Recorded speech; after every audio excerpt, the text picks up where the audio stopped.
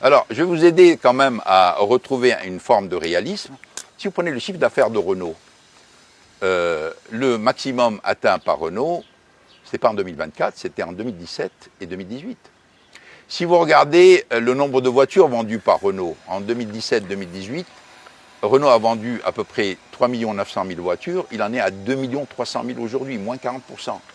Si vous prenez le profit après impôt, qui est l'indicateur vraiment le plus important, plus de 5 milliards d'euros de profit en 2017 et quelque chose qui est beaucoup moins que 1 milliard d'euros de profit pour Renault en 2024.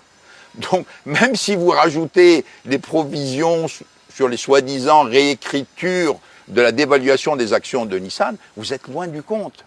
Si vous prenez le cours de l'action Renault qui, dans les années 2017-2018, tournait autour de 70 euros, qui actuellement traîne autour de 39 à 40 euros, enfin, je dirais, je ne sais pas comment on peut oser dire que c'était la plus belle année que Renault ait connue de son histoire. Alors, il y a un seul indicateur dont ils se vendent d'ailleurs, c'est le profit opérationnel qui a atteint 4,3 milliards d'euros en 2024, qui est un bon résultat sur le plan opérationnel, mais ce n'est pas le plus élevé, parce que si vous prenez l'année 2017 et l'année 2018, vous aviez un profit opérationnel de plus de 3,8 milliards, donc vous dites, bah, vous voyez, c'est supérieur. Pas du tout, parce que les euros 2018 valent beaucoup plus que les euros 2024. Tout le monde sait qu'il y a une inflation, qu'il y a une dévaluation de la monnaie.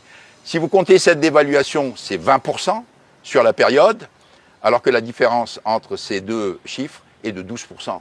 Donc, osez dire, franchement, et le dire dans tous les journaux, et le déclarer que c'est la plus belle année, c'est la plus belle performance de Renault de l'histoire, c'est de la manipulation d'informations, c'est indigne de dirigeants d'une entreprise comme Renault.